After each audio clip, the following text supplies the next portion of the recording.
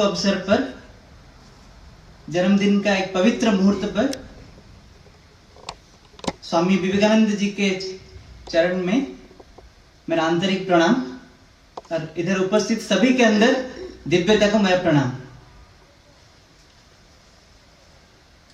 मैं एक वाणी के साथ शुरू करूंगा।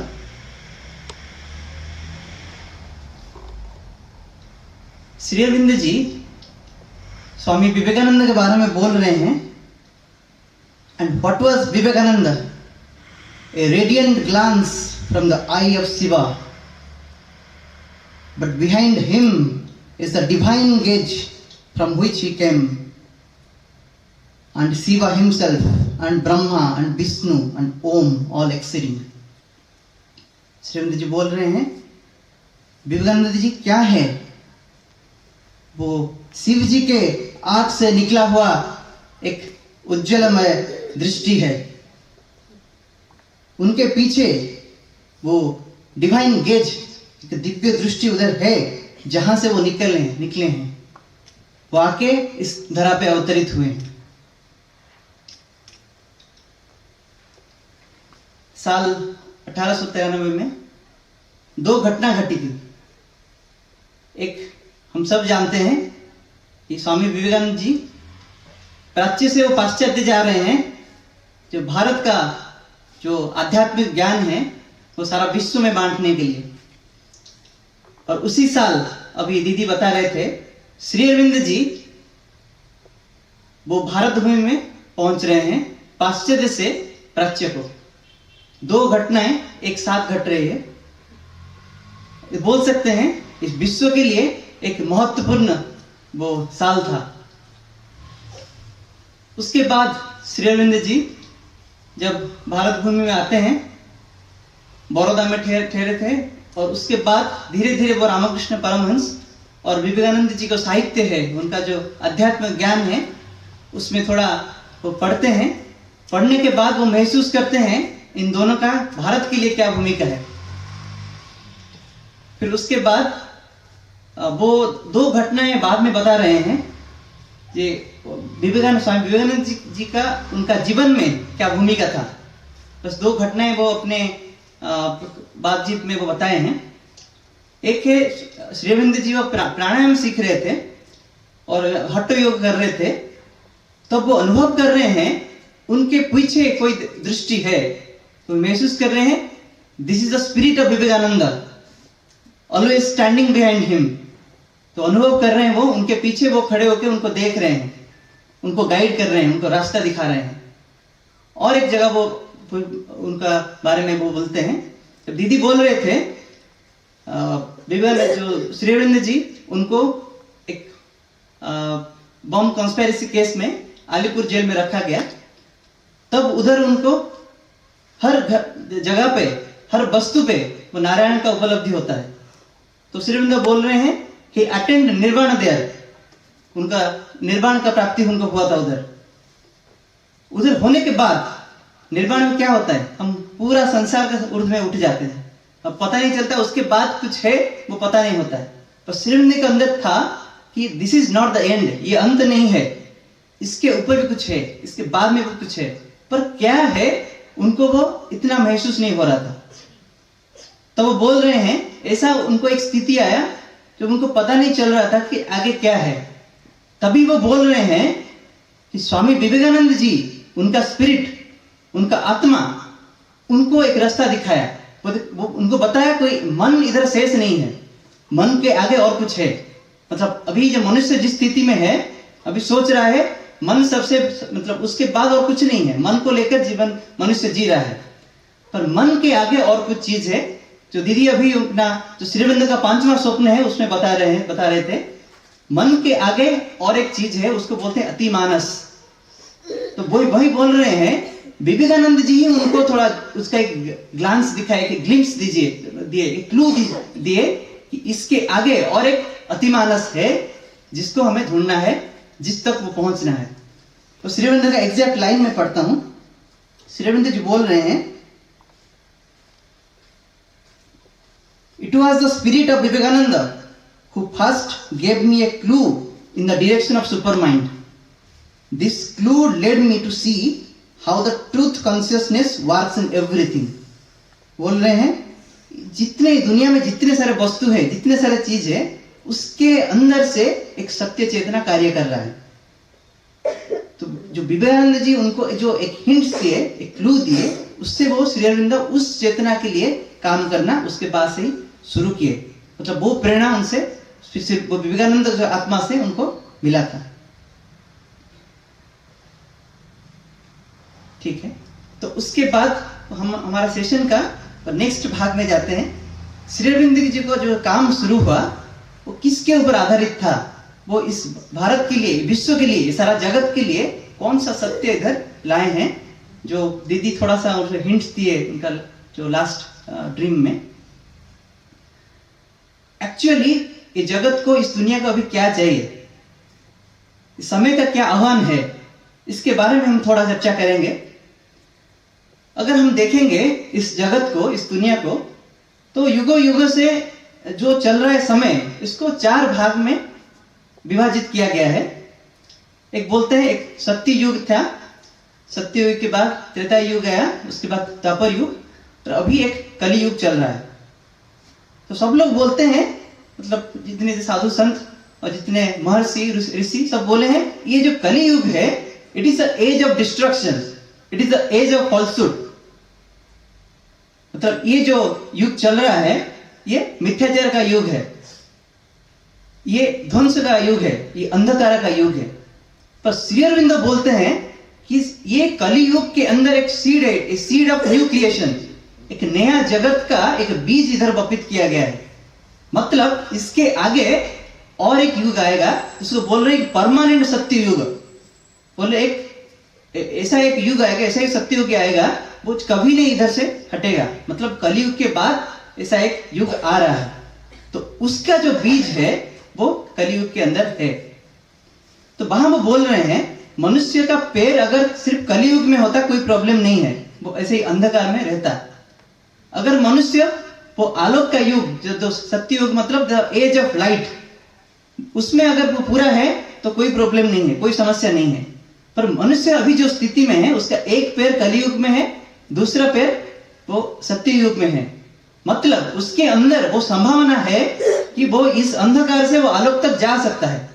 वो बीज उसके अंदर ऑलरेडी मौजूद है. तो श्री अरविंद बोल रहे हैं जितने सारे समस्याएं हम इस धरा पे पृथ्वी में देख रहे हैं, उसी चीज के वजह से है, क्योंकि मनुष्य के अंदर वो संभावना है, वो मतलब एक क्या झलांग मार सकता है इस अंधकार से आलोक तक. पर अभी वो एक मध्यवर्ती स्थिति में है, इसीलिए सारे समस्याएं सृष्टि हो रहा है. तो उस जो समस्या है, जो एक क्राइसिस, उसको हम 2 भाग में विभाजित कर सकते हैं. एक है आउटर क्राइसिस, एक बाहरी समस्या, और एक इनर क्राइसिस, एक मतलब एक अंदरूनी समस्या, एक अंतर्गत समस्या जो हमारे अंदर अभी है. तो बाहरी समस्या हमें सब लोग को हमें दिख रहा है. इस खाली आंख में देखेंगे तो बहुत सारे समस्या देखेंगे ये पूरा धराभूमि धीरे धीरे प्रदूषित होते जा रहा है. ऐसा यूरोप में 5 लाख लोग साल में मर जाते हैं बिकॉज ऑफ प्रदूषण की वजह से.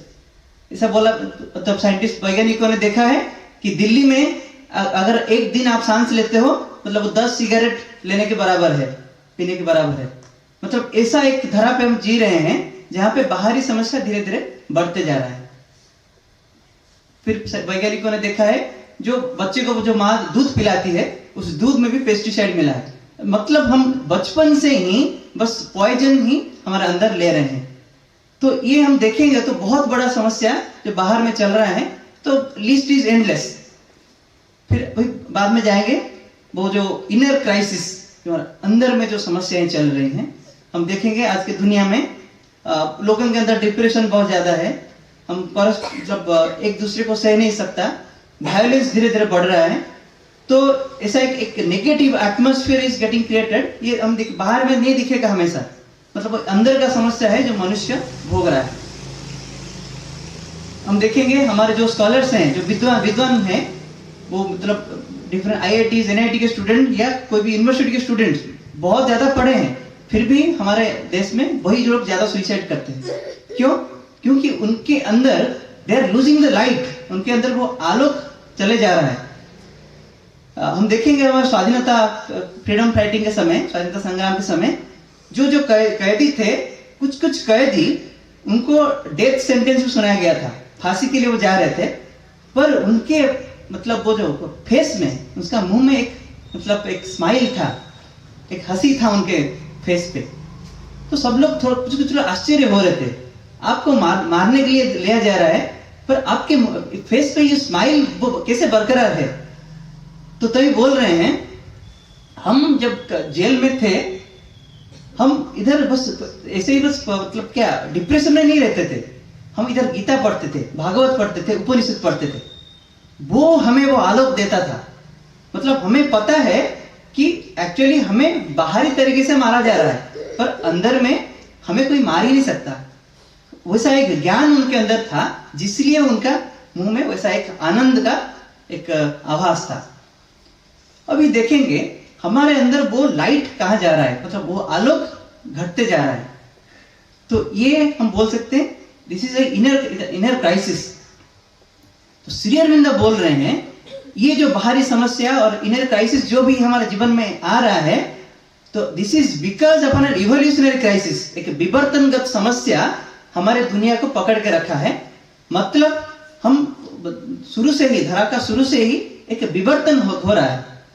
मतलब बानर से अभी मनुष्य हुआ, मनुष्य से वो और कुछ सत्ता बनेगा, और कोई जीव इधर पृथ्वी में आने वाला है।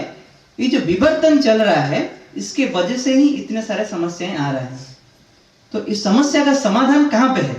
मनुष्य अभी क्या कर रहा है, वो कोशिश कर रहा है कि मन के द्वारा इसका समाधान करेगा। तो मन क्या भी कर रहा है, जो विज्ञान को यूज करके वो कोशिश कर रहा है किसी भी तरह उसका समाधान निकालेगा। जो भी हमारा प्रदूषण हो रहा है, जो जो हमारा डिप्रेशन, मेंटल जो प्रॉब्लम्स जो भी क्रिएट हो रहा है, अभी वो विज्ञान को यूज करके वो कोशिश कर रहा है। श्री अरविंद बोल रहे हैं ये जो मन को व्यवहार करके जो कर रहा है, ये एग्जाम्पल दे रहे हैं, एक बैलून है, एक बैलून पे आप पंप भरते जा रहे हो, उसके बाद क्या होगा, हम सोच के मतलब बड़ा होता जाएगा, बड़ा होता जाएगा, तो उसके बाद क्या होगा, ब्लास्ट हो जाएगा, फट जाएगा। तो श्री अरविंद बोलते हैं मनुष्य अभी मन को उपयोग करके ऐसा ही काम कर रहा है। वो सोच रहा है कुछ बड़ा चीज वो कर रहा है, तो finally it is leading towards it's destruction. वो अपने ध्वंस के तरफ वो ले रहा है। तो इस जगह पे हमें क्या करना पड़ेगा?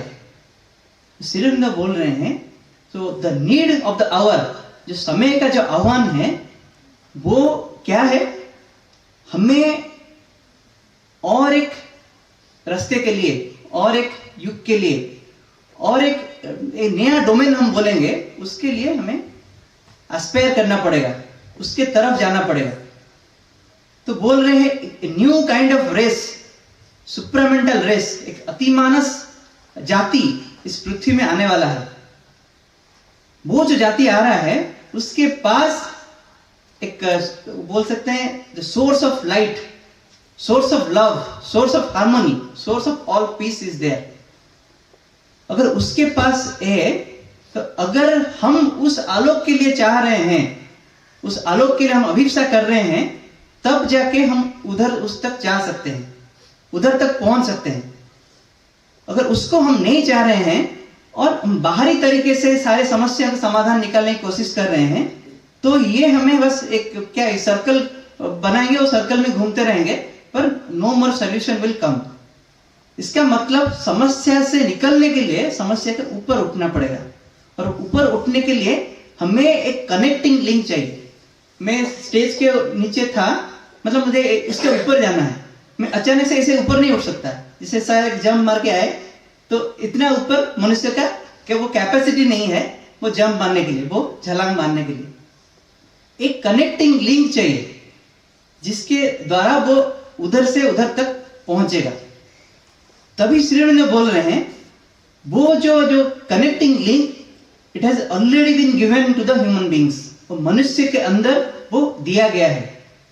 तभी बोल रहे हैं भगवान का एक अंश, वो दिव्यता का एक अंश that is already with in every human being, तो उसके हृदय के अंदर स्थित है, जो हम शुरू से ही देख रहे हैं। एक वेद उपनिषद में लिखा गया है अंगुष्ठ मात्र, एक सीड ऑफ लाइट कैंडल का एक फ्लेम की तरह, इसको बोल सकते हैं कि दिया का एक फ्लेम, एक शिखा की तरह, that is already within us, वो हमारे हृदय में है। इस हृदय का जो केंद्रीय भाग है उसके अंदर वो ऑलरेडी है।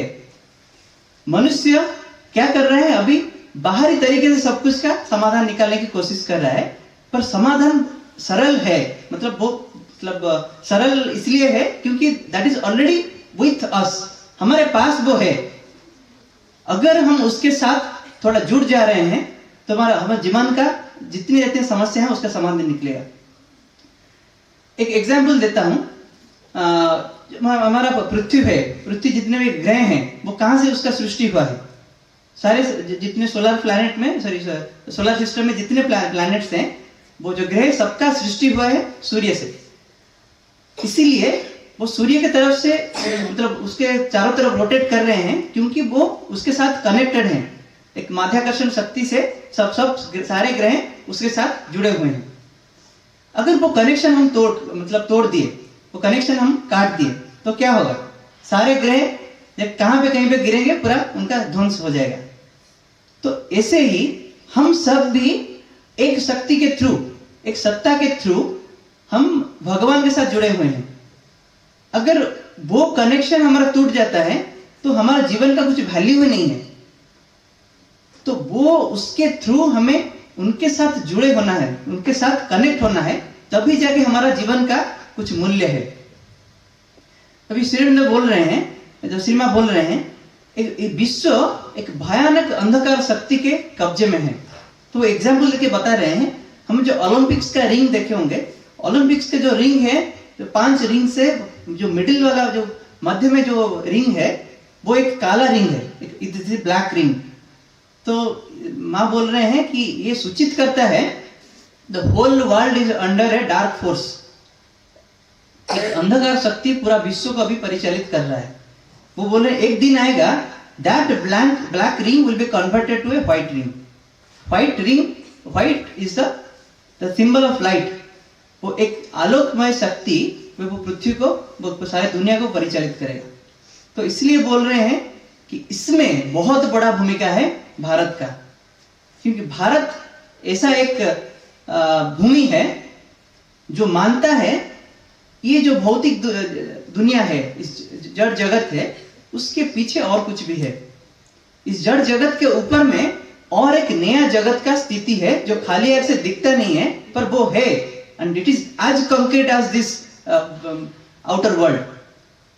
तो भारत का ये जो विश्वास है, this faith has come out of its heart. क्योंकि अभी जो दीदी बोल रहे थे, सर भी बोल रहे थे, भारत एक आत्मा है, भारत एक बस जड़ भूमि नहीं है, भारत एक आत्मा है। तो इसलिए भारत के पास वो संभावना है, भारत ये बानी वो सबके पास पहुंचा सकता है। तो इसके लिए क्या है, क्या करना पड़ेगा? तो वहां बोल रहे हैं श्रीमा, जिसे हम बोल रहे थे भगवान का एक अंश है, उसका नाम श्रीमा श्रीवंदर दिए हैं साइकिक बीइंग, एक चैत्य सत्ता। हमारे अभी जो देख रहे हैं, हमारा जो हम खुद को कैसे डिफाइन करेंगे? हमारे पास एक शरीर है, हमारे पास एक मन है, हमारे पास प्राण है, एक प्राण शक्ति है। ये तीनों हमको दिखता है, तो हम जब बोलते हैं हम इन तीनों को ही दिखाते हैं, हमारे पास ये चीज है। पर असल में हमारा जो परिचय है वो है साइकिक बीइंग। श्रीमद बोल रहे हैं जन्म, मतलब एक जन्म से और एक जन्म जो जाते हैं, तो ये ना ये शरीर रहता है, ना ये मन रहता है, ना प्राण रहता है। हम कंप्लीटली नया एक चीज बन जाते हैं। पर एक चीज जो इस जन्म से और एक जन्म तक जाता है वो है ये चैत्य सत्ता।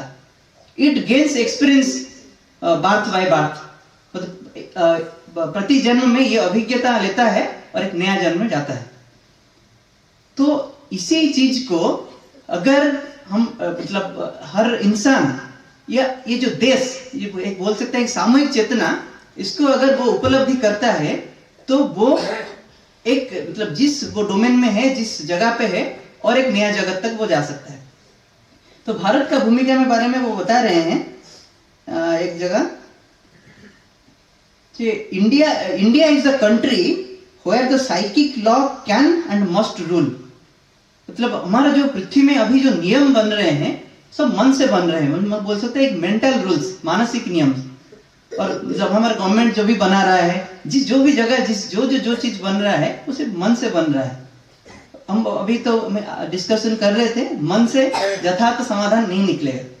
तभी श्री मां बोल रहे हैं, India is the country where the psychic law can and must rule, and the time has come for that here.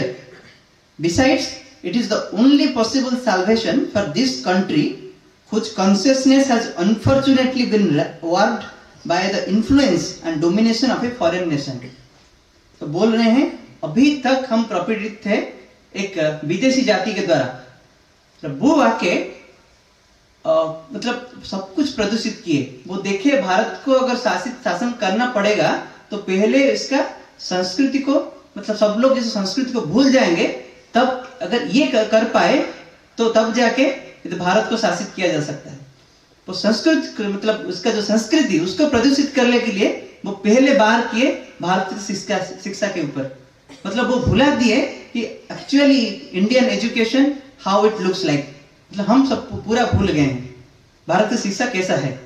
अभी कोशिश चल रही है उसको वहां तक पहुंचाने के लिए, भारत का जो खोया हुआ रत्न उसको दिलाने के लिए।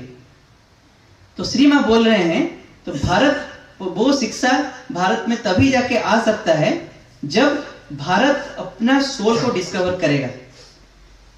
तो इसीलिए वो एक नया चीज उधर वो ला रहे हैं। वो बोल रहे हैं, उसको बोलते हैं साइकिक एजुकेशन। मतलब अभी जितना हम सारे डिस्कशन कर रहे थे, ये चीज ये शिक्षा ये शुरू से ही, मतलब एक बच्चे का शुरू से ही, मतलब जन्म से ही शुरू होना चाहिए। उसको ये महसूस होना चाहिए कि ये सबके पीछे उसके साथ और कुछ है, और कुछ सत्ता उसके अंदर है। तो ऐसा एक वातावरण उसके चारों तरफ सृष्टि किया जाएगा, विद्यालय में भी, घर में भी, जिसके अंदर वो इस प्रेजेंस, वो उपस्थिति के बारे में तो धीरे धीरे सचेत होगा। तो उसको केंद्र करके ही एक जो शिक्षा होगा उसको वो नाम दे रहे हैं श्री अरविंद इंटीग्रल एजुकेशन, वो पूर्णांग शिक्षा। उसको आधार करके मतलब 1996 में भी श्री अरविंद एक न्यू एजुकेशन सिस्टम जब वो प्रेजेंट किए थे, उपस्थापित किए थे, जिसमें वो बोल रहे हैं मेन चीज जो श्री अरविंद इधर बोलते हैं, ये चीज हम सब सारे शिक्षक, सारे अभिभावकों को पता होना चाहिए। मतलब वो लेके वो शिक्षा में उतरना चाहिए। That none of the child is zero. कोई भी बच्चा वो जीरो नहीं है। Every child is unique and every child is a living soul.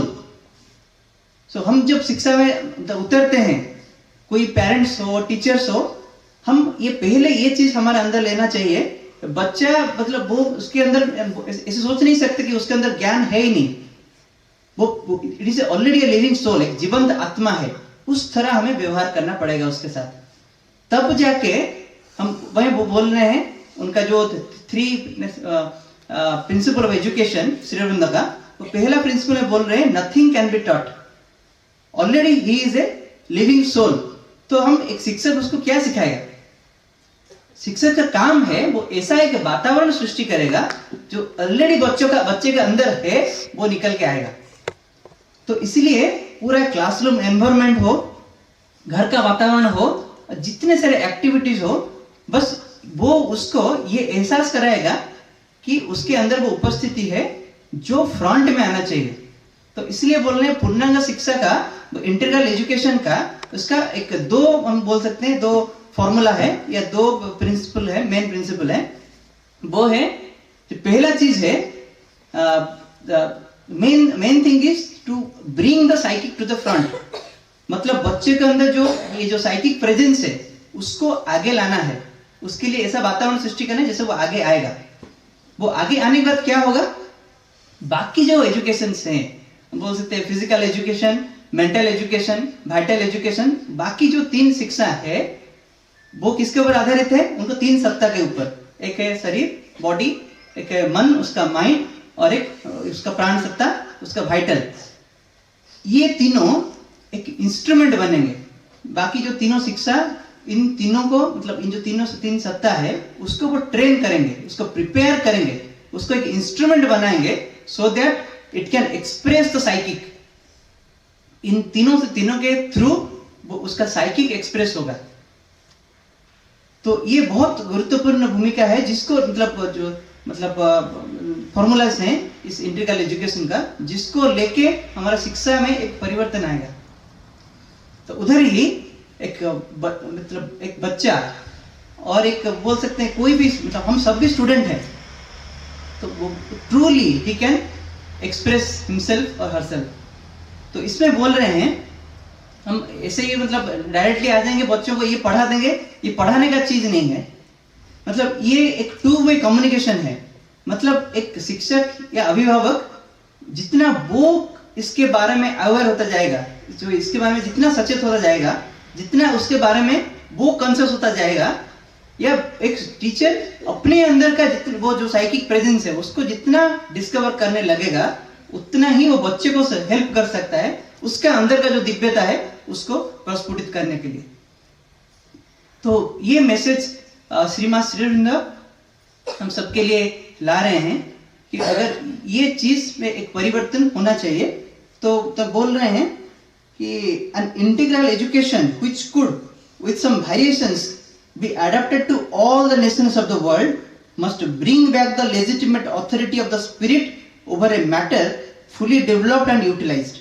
बोले ये सब सिर्फ भारत में प्रयोग नहीं होगा, धीरे धीरे सारा विश्व में सारे सारे जाति, सारे सारे देश इसको धीरे धीरे वो एडॉप्ट करेंगे, और उसके बाद ही धीरे धीरे जो जड़ के अंदर जो आत्मा है वो खुद को प्रकाशित करेगा। तो श्री अरविंद सावित्री में बोल रहे हैं matter shall reveal the spirit space. हम इस दुनिया में जो भी चीज देख रहे हैं, जितने सारे वस्तु, इस सबके अंदर का जो आत्मा है वो धीरे धीरे प्रस्फुटित होगा। उसके बाद जब सारा विश्व इसको स्वीकार करेगा और ये चीज को जो बाकी सब जो जिसमें लिए बंधा हुआ है उसको छोड़कर इसको अपनाएगा। तो बोल रहे हैं there is a great beauty, urgency and relevance in pursuing psychic education, and it can be done through a gradual and more complete implementation of integral education। तो धीरे धीरे इसमें एक अर्जेंसी है जो धीरे धीरे सारा दुनिया ये जो चैत्य शिक्षा है साइकिक एजुकेशन इसको अपना लेना चाहिए।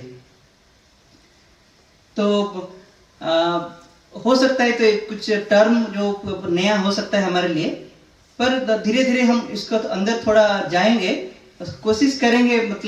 एक जर्नी है जो हम सबके लिए है, हम भी इसके थ्रू जब जितने जितने पढ़ रहे हैं इसके बारे में नया नया चीज हमको रिवील कर रहा है। जो श्री अरविंद का जो 3 प्रिंसिपल्स ऑफ एजुकेशन है, जितने बार भी उसको पढ़ते हैं हर वक्त कुछ नया नया चीज समझ में आता है। वो जिस चेतना में लिखा गया है साधारण मनुष्य का भी बात समझने का बात नहीं है। तो ये इतना था मेरी तरफ से आज के लिए।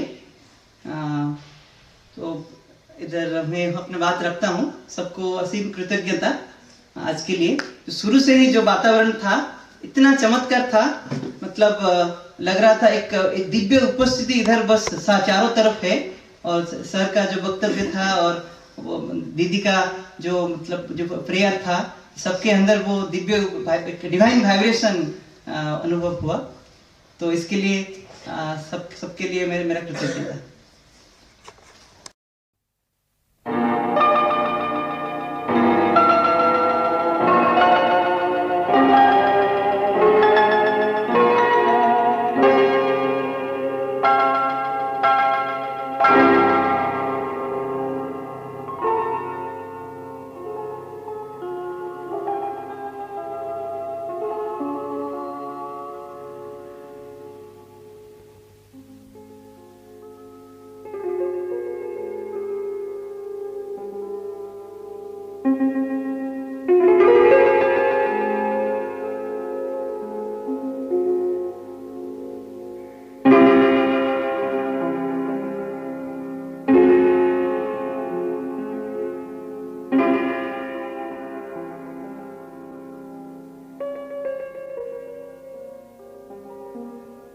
An outstretched hand is felt upon our lives.